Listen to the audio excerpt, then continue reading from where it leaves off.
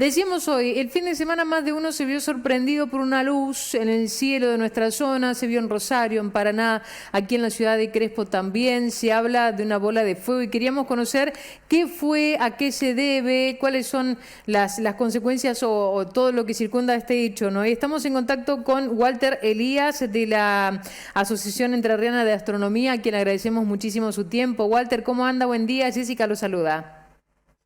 Hola Jessica, ¿cómo estás? La verdad que bien, disfrutando de una jornada hermosa porque el clima está muy agradable en el día de hoy, despejado, esperando también las lluvias porque son importantes y hacen falta en toda nuestra zona.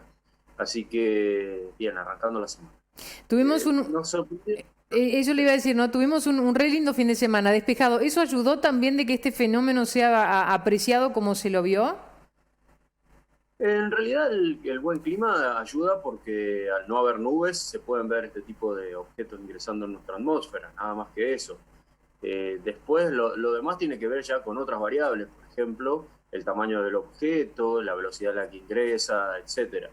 Hay varias cuestiones ahí que pueden tener relación con la posibilidad de verlo. Lo que sí es justamente una característica interesante es que lo vio mucha gente desde distintos puntos cardinales de la provincia, incluso de la provincia de Santa Fe. Esto ocurre porque coincide con un horario en el que la gente estaba disfrutando del aire libre, Ujú. justamente, y observando el cielo, pero no es que estamos todos mirando para arriba. El hecho de que haya caído cerca hace que uno tenga más probabilidades de verlo, porque queda a la altura de nuestra vista. ¿Sí? Si nosotros nos paramos y observamos hacia adelante, nada más, ya estamos viendo gran parte del cielo, te diría que un cuarto del cielo, mirando solamente hacia el frente. Por eso es que también esa posibilidad de observarlo se dio este sábado. Si te fijas justito en esa imagen que estamos viendo, que se ve el horizonte, al fondo en el horizonte es bastante la parte del cielo que logramos ver. Ujú. El hecho de estar al aire libre, todo es como una coincidencia de cosas que hace que se observe. La verdad que esa imagen que están mostrando yo no la había visto, es muy interesante porque es así, o sea, la que está ahora, que corresponde a una cámara de Rosario, sí la vi, Ujú. pero bueno, eso es lo que nos da una pauta de por qué lo vimos. Habitualmente este tipo de fenómenos son más visibles en la noche porque justamente el contraste entre el fenómeno y el cielo negro hacen que se vea más. De día es más difícil observarlo, lo cual no quiere decir que no ocurran. Ocurren muy seguido, siempre hay objetos ingresando a nuestra atmósfera y esos objetos que ingresan a la atmósfera, al entrar en contacto con el aire y a la velocidad que llevan, se encienden, se prenden fuego y en la mayoría de los casos se consumen antes de llegar a tierra. A estos objetos se los denomina bólidos y cuando llegan a tierra, o sea, cuando chocan contra la tierra, cuando impactan, se produce lo que se llama un meteorito. O sea, el meteorito es el objeto que una vez que atravesó todas las capas atmosféricas, toca la Tierra. Lo que vimos el sábado es un bólido, un meteoro, y no sabemos si tocó tierra o no tocó tierra. Hay algunos testimonios de un estruendo, una explosión muy fuerte en la zona de Distrito Sexto, más precisamente en el pueblito, lo cual nos da una pauta de que el objeto puede haber estallado en el aire y esa explosión en el aire hace que después caigan los fragmentos del objeto en caída libre sobre la zona donde se produjo la explosión. Esa caída de objetos es lo que permite después recuperar los meteoritos. Hoy por hoy, hasta ahora, no hay certeza de haberse encontrado restos de este bólido. Sí tenemos por ahí alguna idea de la zona, como te decía, Distrito Sexto, por triangulación que se realiza con los distintos testimonios que va dejando la gente. Y hay muchísimo, hay mucha gente que lo vio en distintas zonas. No habría sido muy lejos entonces, Walter, ¿no? Porque con estas cuestiones uno se imagina, bueno, que lo ve, como usted decía, al ingresar a esta zona y demás, pero como uno siempre cree que está tan lejos. Bueno, acá es donde empieza a usarse un poco la matemática en estas cosas. Desde Paraná lo vieron hacia el sur, entonces a eso nos da una idea que fue hacia el sur de Paraná, pero desde la zona de Gualeguay, por ejemplo, lo vieron más hacia el noreste. Entonces, eso ya da una idea que está entre Gualeguay y Paraná, ¿sí? Así, seguramente ahí esa es la zona. Después ahí hay que ir achicando, se va a Ujú. achicar el círculo. Ahí es que nos vamos a la zona de Nogoyá y en Nogoyá nos dicen lo vimos cruzar casi por arriba, ¿sí? Y eso ya nos tira una línea recta en esa zona entre Crespo y Nogoyá.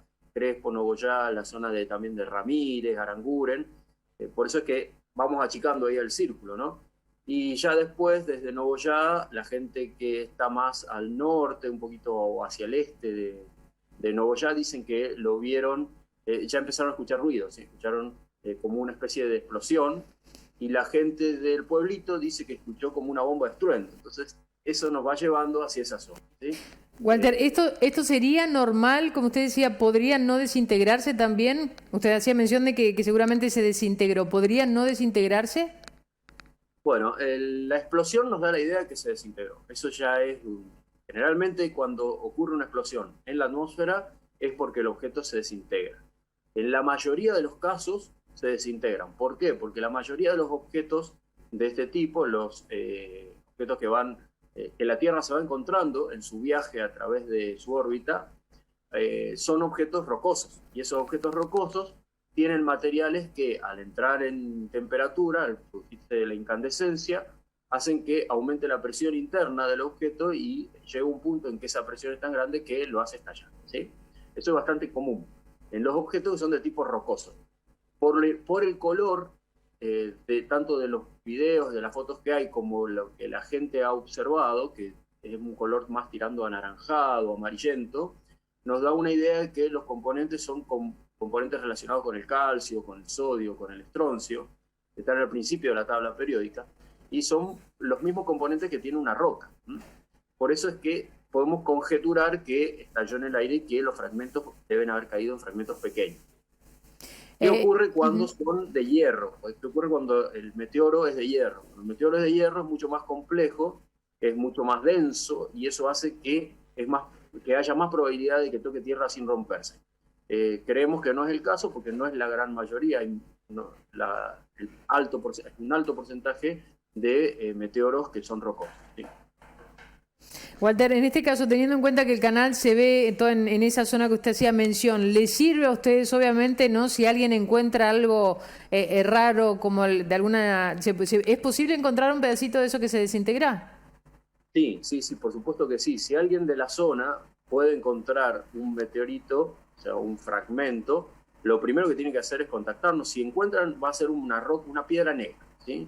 ¿Por qué negra? Y porque se ha quemado, se ha quemado en la atmósfera. Seguramente esté calcinada. Ese es el primer factor importante. El segundo factor importante es que lo va a ver muy liso en la superficie. Esto es a causa del rozamiento con la atmósfera. Y además no va a tiznar, ¿sí? Entonces va a ser una piedra que se quemó, se fundió, porque si fuera alguna que estuvo en contacto con el fuego en tierra, nosotros nos vamos a pasar la mano y nos va a quedar negra. Esas son las primeras características que a uno le pueden hacer interpretar que se trata del meteorito. Otra característica que puede llegar a ser útil es acercarle un imán, y en caso de que se sienta como que se arrima al imán, tenemos una idea de que puede tener algunos componentes metálicos. Y eso también es propio de los meteoritos, ¿sí? Daño no produce, ¿no? ¿Cómo? Daño no produce, uno lo puede tocar normalmente. No, sí, no hay ningún problema. No hay ningún problema. Generalmente no hay elementos radioactivos en este tipo de objetos. Lo que sí es muy importante en que en caso de que encuentren fragmentos de este tipo, se comuniquen con la Asociación Entrerriana de Astronomía, que es la entidad en la provincia de Entre Ríos que está capacitada para recibir este tipo de fragmentos y hacer análisis. Que no se lo lleven a otros porque, en definitiva, este tipo de objetos son los custodios de estos objetos tenemos que ser siempre los de la Asociación Entrerriana de Astronomía, que es una de las pautas que tiene nuestro estatuto, ¿sí? Que el estatuto, como ustedes saben, es el que rige las asociaciones, y eso es lo que está presentado en persona jurídica, y la persona jurídica es la que le da entidad legal a ese estatuto. Así que en caso de que encuentren esos objetos, sería muy importante que se comuniquen con la Asociación Entrerriana de Astronomía, con el Observatorio de Oro Verde, y nosotros, además de ser custodios de ese objeto, lo que hacemos es el análisis correspondiente con profesionales para determinar las características del objeto, ver de dónde venía y qué materiales se pueden obtener desde ahí. Es muy importante porque ha ocurrido, por ejemplo, con meteoritos que provenían desde el espacio exterior, en los que se han encontrado aminoácidos, que son los constituyentes de la vida. Y el estudio de este tipo de objetos a nosotros nos puede dar una pauta de, por ejemplo, el origen del universo, el origen del sistema solar y el origen de nosotros mismos. Así que en caso de que lo encuentren, es buenísimo que se haga ese aporte, no que quede en una vitrina en exposición, sino que podamos realizar los estudios pertinentes. También los testimonios son fundamentales. Todos aquellos que lo hayan visto, sería importante que se comuniquen con nosotros y nos cuenten dónde estaban en el momento que lo observaron, hacia dónde lo vieron, o sea, cuál fue el punto cardinal por el cual vieron transcurrir el fenómeno, que nos cuenten en qué dirección iba y aproximadamente a qué altura sobre el horizonte. La altura sobre el horizonte es fácil de medir, simplemente hay que extender el brazo y con la mano ir contando cuántas veces puede superponer una mano encima de la otra, ¿sí? Ir superponiendo las manos de esta forma, desde el horizonte hasta el lugar al que aproximadamente vio pasar el objeto. Contar cuántas manos son en total y eso a nosotros nos da una pauta de la altura en grados sobre la que vieron transcurrir el fenómeno del bólido en este caso. Con esos datos se puede hacer esa triangulación, esa matemática que nos permite ir achicando ese círculo y determinar el lugar exacto donde el objeto cayó. Walter, ha sido más que claro, hemos aprendido un montón también y bueno, recurrimos a la gente que nos mira, que sigue el canal en toda esa zona, que sabemos que es mucho también, a que los ayuden, por supuesto. Muchísimas gracias. Bueno, gracias a ustedes y estamos a disposición para lo que necesiten. Que tenga buen día, hasta luego.